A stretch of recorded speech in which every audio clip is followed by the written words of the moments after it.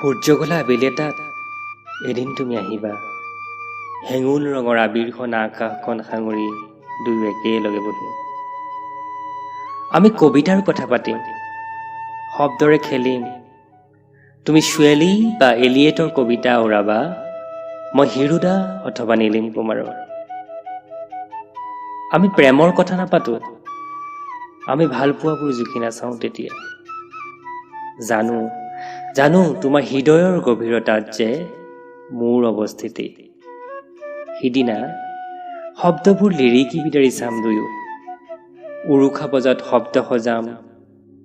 বৰ্ণমালাৰ অগণন সৰু সৰু শব্দবোৰ বুকুৰ কোনোবা এটা কোণত সযতনে ৰাখিম।